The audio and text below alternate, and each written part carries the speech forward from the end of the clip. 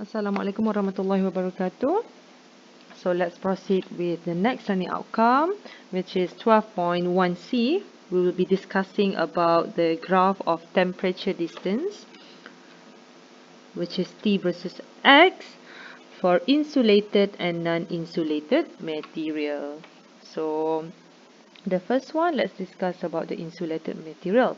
So let's look at the diagram. The first diagram, A.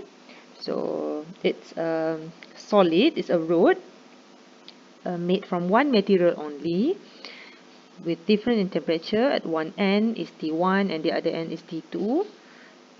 So in this case, T1 is greater than T2. So T1 should be high temperature, T2 is low temperature. And then we have length here, length of the rod where heat is flow. So by looking at the direction of heat flow is to the right, so meaning T1 obviously is greater than T2 lah, because heat always flow towards decreasing temperature. Okay, from the formula of rate of heat flow, we have dq over dt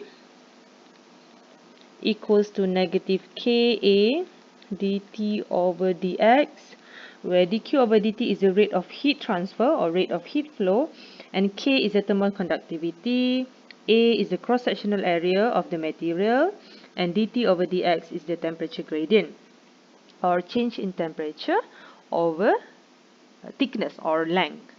Okay, so if you look at this formula, we can simply say that the rate of heat flow is actually depends on three factors. The first one is thermal conductivity, K. Different material has different thermal conductivity. It's actually the constant value to show the measure of how fast the heat can flow through a material. And then we have A, cross-sectional area. So the bigger the area means the greater the heat flow. Yang kita boleh fikir logik macam tu lah. Makin besar area tu, maksudnya makin besar lah, banyaklah heat boleh flow. And the last one is the temperature gradient. So it's directly proportional to rate of heat flow juga. So maksudnya kalau temperature change dia with respect to length makin tinggi, maksudnya makin laju, makin increase lah rate of heat flow. Okay, so now hari ni mostly kita nak discuss tentang dt over dx ni, temperature gradient ni. Okay, so untuk yang pertama, macam saya kata tadi, ini adalah insulated material. So kalau perasan dia ada shaded area dekat atas ni. So shaded area ni menunjukkan yang rod ni is insulated. Okay, so bila kita kata dia insulated, maksudnya heat flow tu di satu direction sahaja. So dia tak boleh ada heat flow at the edge of the rod lah. Yang ni tak ada. Sebab dia insulated, so heat flow tak boleh. So heat flow ke kanan saja, in one direction sahaja. Okay, so kita boleh imagine heat flow in that direction on B. Okay, so tak ada heat flow ataupun tak ada heat loss. Okay, dekat dia punya surrounding. Okay, so apa yang kita nak discuss dekat sini, if let's say this rod is insulated, this material is insulated, it's actually dia boleh achieve satu condition yang dinamakan sebagai steady state condition. Okay, so saya highlightkan sikit. Kita boleh achieve satu state dinamakan sebagai steady state condition. Okay, so bila kita sebut perkataan steady state ni, satu kita nak tahu sama ada dia boleh achieve steady state ataupun tidak. Yang penting dia mesti insulated lah. Okay, dia mesti insulated, no heat loss. Okay, bila kita kata dia insulated, no heat loss lah. So hanya heat flow in one direction sahaja throughout the rod. Okay, so apa yang dinamakan dengan steady state ni? Steady state ni actually kita boleh assume yang rate of heat flow throughout the rod is constant. Rate of heat flow dq over dt is actually constant throughout the rod. Maksudnya daripada T1, okay, daripada area yang point yang pertama sampai point yang terakhir ni, dia punya dq over dt is constant. So that is actually steady state. Okay, so rate of heat flow is constant. So kat sini boleh bacalah steady state, rate of heat flow is constant. So bila rate of heat flow is constant, by referring to the formula of dq over dt, negative Ka, dt over dx. So, bila dq over dt kita constant, temperature gradient also constant. Okay, tadi saya dah highlight kan apa yang dimasukkan dengan dt over dx adalah temperature gradient. So, change in temperature over length. So, temperature gradient also constant apabila kita punya dq over dt constant. So, macam mana nak sketch a graph of temperature versus distance? Okay, so kat sini ada graph temperature versus distance, T against X. X tu refer kepada length ni lah, length of the road. Okay, so initially temperature, the high temperature is T1, and then at the other end is T2, which is represented by low temperature. So, kita akan buat the straight line with the negative gradient. Kenapa pula negative gradient? Okay, remember, dt over dx yang kita letak, yang kita kira dalam formula rate of heat flow is always negative. Kenapa negative? Because dt here is low temperature minus high temperature. So, kita akan sentiasa dapat negative value. So, it shows that dt over dx is always negative. Okay, so dt over dx ni sebenarnya gradient untuk graph t versus x. So gradient for this graph is actually equals to dt over dx, and it's always negative sebab dalam formula kita memang sentiasa tolak low temperature minus high temperature. So that is why our line, bila kita plot graph of t against x ni, adalah line with negative gradient. So korang boleh imagine lah macam mana line negative gradient. Obviously, line untuk negative gradient seperti inilah, seperti mana yang ditunjukkan dalam graf ni. Okay, so tadi saya fokus tentang dt over dx is always constant. Sebabkan kita punya rate of heat flow pun constant.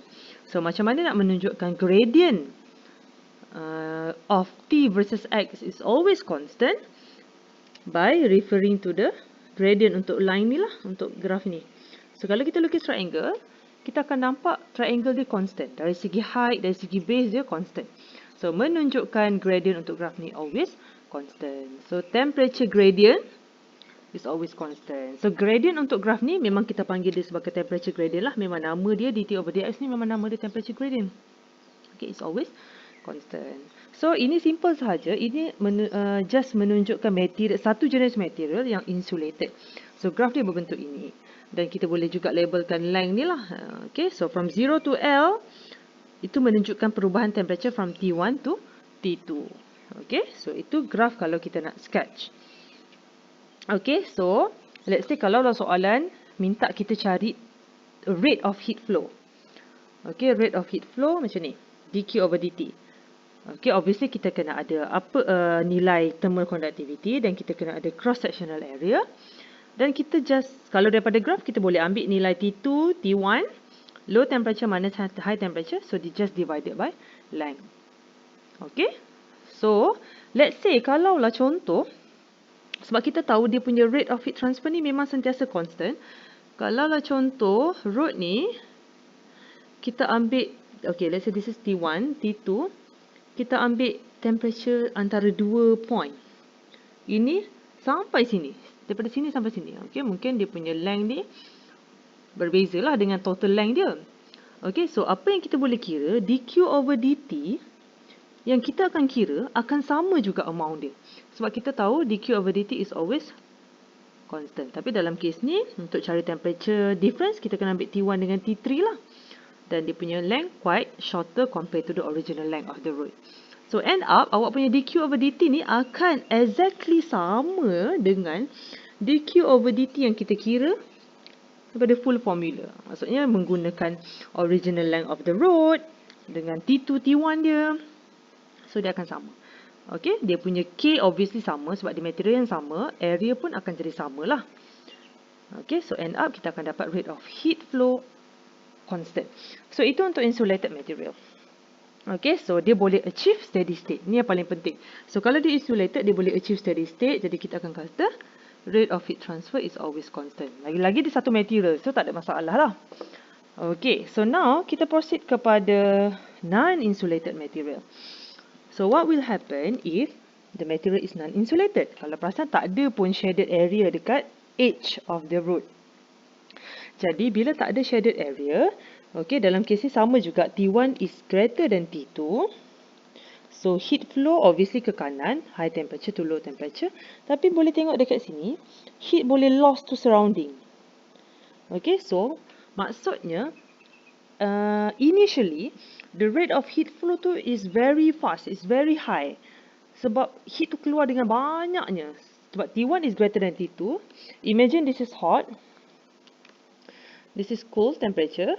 So korang boleh imagine at the initial part dekat sini, okay, banyak heat keluar banyak. So kita akan kata dQ over dt is quite high for the at the beginning lah. Okay, so dQ over dt is quite high. Okay, ini untuk case non-insulated, non-insulated road ataupun non-insulated conductor. Jadi, after some time, okay, heat akan flow kan? Kita faham heat akan flow from T1 to T2. So after some time, rate of heat ni dia akan decreases.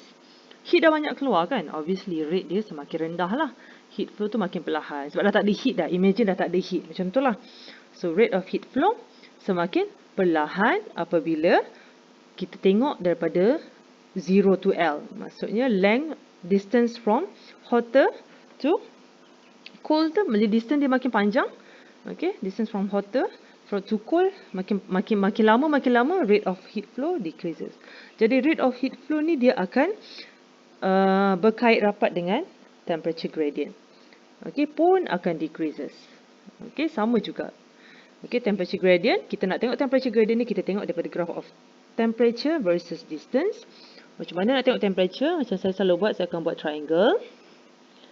Okay, so korang boleh nampak dekat sini, dia punya triangle makin rendah. So, gradient dia drop.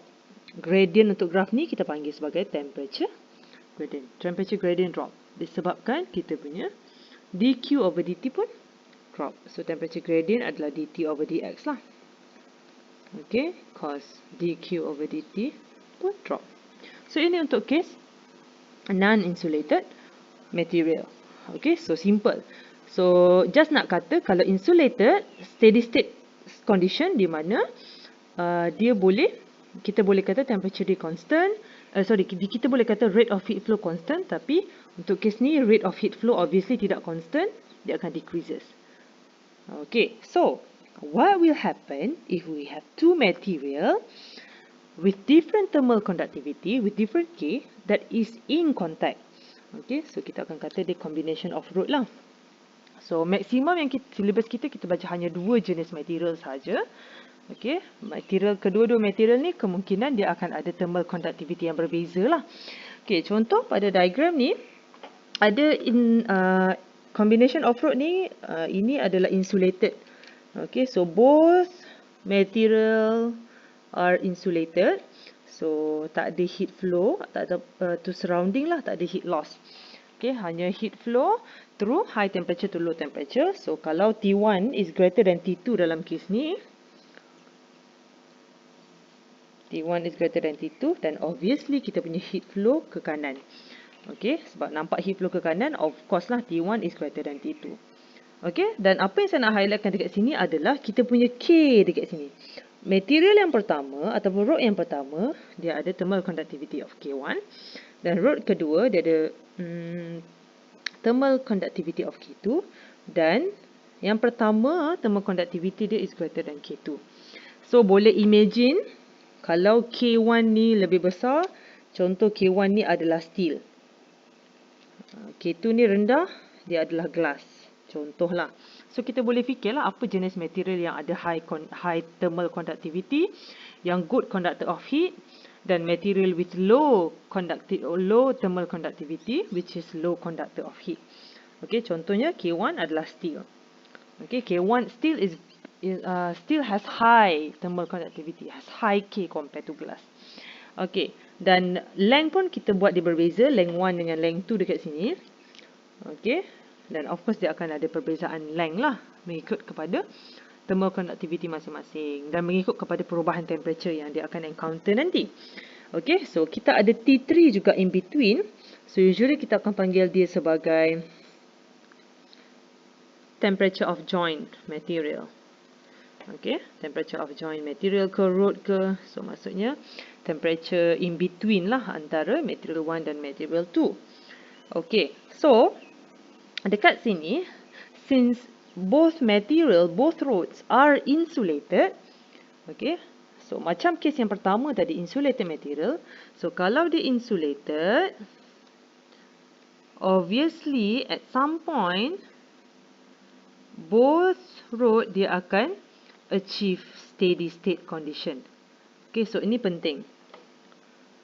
Okay, dia akan achieve this steady state condition. Di mana steady state ini adalah kita punya rate of heat flow is constant. Okay, so dalam kes ni kita ada dua material yang berbeza, rod 1 and rod 2. So, rate of heat flow for rod 1 akan equal to rate of heat flow for rod 2. Okay, kenapa? Sebab saya dah explain tadi, first dia adalah insulated dan yang kedua dia boleh achieve steady state condition. Walaupun korang boleh imagine, okay, K yang berbeza, mestilah salah satu material dia adalah good conductor of heat. Tapi once dia insulated dan dia join together, okay, rate of heat flow dia akan constant. Okay, itu yang benda yang paling penting yang kita kena tahu. Okay, so kalau kita keluarkan balik equation untuk rate of heat flow ini, okay, contoh saya keluarkan daripada sini. So, equation kita adalah negative K, kita label lah 1 and 2, A dt over dx untuk yang pertama equals to negative K2 A dt over dx untuk yang kedua. Okay, yang bezanya adalah kita punya area ni sama. Kita boleh cancel out lah. Sebab dia adalah joint rod, jadi kita akan assume memang kedua-duanya ada area yang sama. Yang berbeza kat sini adalah K, 1 and 2, dan temperature gradient for 1 and 2. Okay, so ingat dq over dt is always constant. Yang berbeza adalah K dengan dt over dx. Alhamdulillah, excuse me. Okay, so bila kita tengok relation antara K dengan dt over dx ni, ataupun K dengan thermal conductivity dengan temperature gradient, is actually inversely proportional. Okay, so dua kuantiti ni kita darabkan dalam equation ni, so dia akan inversely proportional. So, menunjukkan K yang increase, okay, ataupun material ataupun rod yang ada thermal conductivity yang lebih besar, yang lebih bagus, yang lebih tinggi, dia akan ada temperature gradient yang lebih rendah. Dan obviously tadi kita dah tulis kat atas K1 is greater than K2. Memang K1 lebih besar daripada K2. Actually, rod 1 is good conductor of heat compared to K2. Tetapi since dia inversely proportional, kita punya temperature gradient dia akan rendah. Temperature gradient merujuk kepada perubahan temperature. So, berapa banyak temperature tu berubah lah with specific length of the material. Okay, so rod 1 actually dia ada high thermal conductivity, tetapi dia punya drop in temperature is quite small. Okay, dia punya drop in temperature is quite small. Compare to material 2 which has low conductivity, low thermal conductivity, dia punya temperature gradient is quite high. Okay, so ini adalah case di mana rod 2 with different material join together. Dia bukan specific rod yang kita compare dia punya K. Maksudnya, kalaulah dia bukan join together, dia tak bercantum. Kalau dia tidak bercantum, kita boleh biasa assume yang rate of heat flow dia orang berbeza. Disebabkan K dia orang berbeza. Tapi macam saya kata tadi, sekarang rate of heat flow dia orang sama. Yang berbeza adalah temperature gradient. So since dia adalah inversely proportional, jadi dekat sini kita boleh tahulah, okay, yang mana yang akan menyebabkan small temperature gradient. Obviously material with high thermal conductivity, dia akan ada small temperature difference, small temperature gradient juga. Okay, because it's inversely proportional. Okay, jadi kat sini kita boleh buat conclusion. Okay, since K1 is greater than K2, jadi dia akan inversely proportional lah. So dt over dx untuk 1 is less than dt over dx untuk yang kedua. Okay, so pentingnya kita tahu temperature gradient macam saya kata sebab kita nak tengok graf untuk temperature against distance kat sini. Kita nak tengok temperature gradient dia. Okay, so kita nak tengok temperature gradient. So, kita tahu yang pertama adalah K1. Yang kedua adalah K2. Root pertama dan root kedua lah basically. Dan kita punya K1 is increase compared to K2 dan dt over dx for K1 is decrease. Okay, so temperature gradient sebenarnya berkurang. Jadi korang boleh tengok line dia. Temperature gradient ni macam saya kata merujuk kepada temperature difference kan. Temperature difference untuk objek untuk root yang pertama quite low. Jadi korang boleh tengok T1 dengan T3 ni beza dia sikit je. Okay, line yang kita buat ni a bit flat. Gradient dia kurang cerun. Sebab temperature gradient dia quite small dan temperature difference pun quite small. Compare to material yang kedua, root yang kedua, di mana K2 is less than K1. Bad conductor of heat compared to root yang pertama. Jadi dia punya change in temperature is quite high. Okay, so macam saya kata ini merujuk kepada temperature difference. Jadi temperature difference untuk material yang kedua from T3 to T2 is quite high. Okay, menunjukkan gradient dia a bit cerun. Sebab dia ada perubahan temperature yang besar. Okay, sudah ada perubahan temperature besar. Jadi kita boleh sketch lah line dia yang mana yang kurang cerun dan yang mana yang lebih cerun. Kita tengok pada gradient pun kita tahu. Okay, triangle ni dengan triangle ni. So kita nampak lah yang mana yang temperature difference dia lebih tinggi dan yang mana lebih rendah. Okay, so bear in mind ini adalah insulated material di mana kita punya rate of heat flow dq over dt is always constant.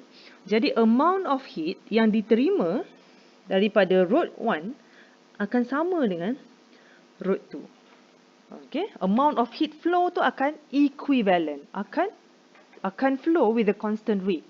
Walaupun in real life kita boleh imagine macam mana root yang berbeza K, rate of heat flow dia sama. Tapi once they in contact, dia boleh flow at constant rate. Yang berbeza adalah temperature gradient dia tadi. Okay, so itu adalah kalau two root combine ataupun in contact. So ingat, insulated mesti achieve steady state.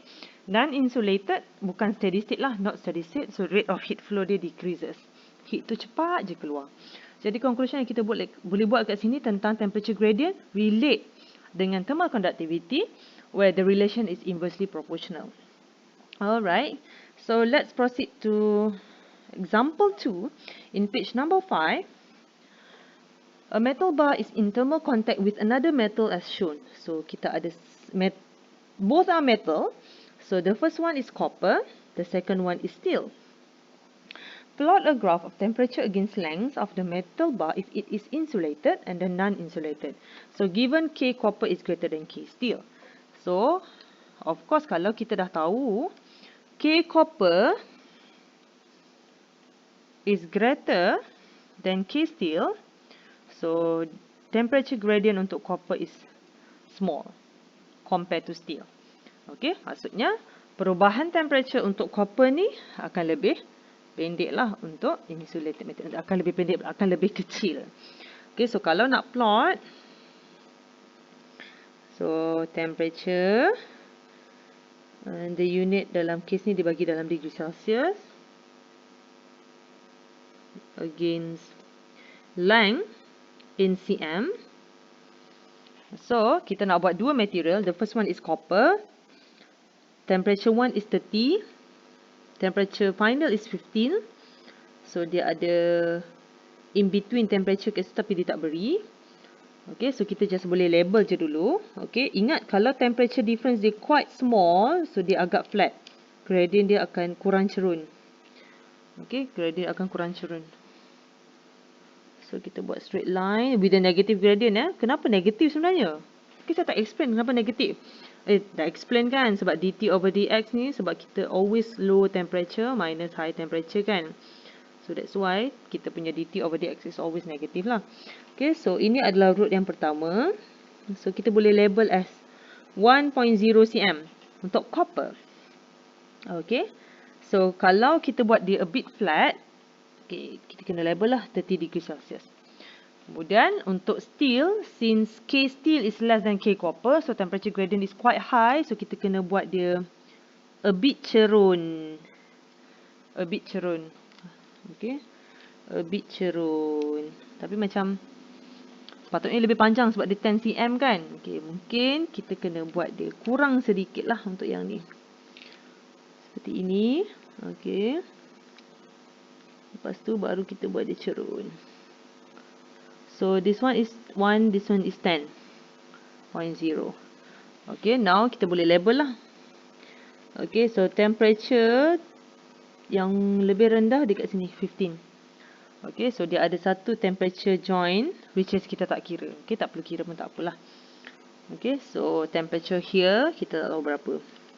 Temperature that join copper and steel. So basically nak highlightkan tentang temperature gradient untuk copper is less than steel. Okay, so itu untuk case A, di mana both rods are insulated. So kalau B, both rods are non-insulated, kita punya graph akan berbentuk curve. Okay, so sama juga temperature against length. Alhamdulillah. Okay, so starting with 30 degree Celsius. Dan dia punya temperature untuk copper dia kena kurang. So dia punya kecerunan pun kurang. Rate of heat flow decreases. Dia punya curve a bit flat. Okay, dia punya curve a bit flat. So sama juga. Okay, so dia akan a bit flat lah. Cuma kita just nak bezakan temperature dia, temperature gradient dia. Ada satu yang lebih tinggi. So, this is 10. Oh, sorry. Bukan 10. So, it will be total lah. 11. Sebab ini graph kan. So, ini akan jadi 11 lah. 10 plus 1. So, starting from 30. And then, it will be 20 here. 20 ke 15? 15. Sorry, 15. So, temperature yang interface ni kita tahu temperature yang join. So, basically, graph ni nak menunjukkan perbezaan temperature gradient with different K. Alright, I think that's all untuk video kali ini. Thank you.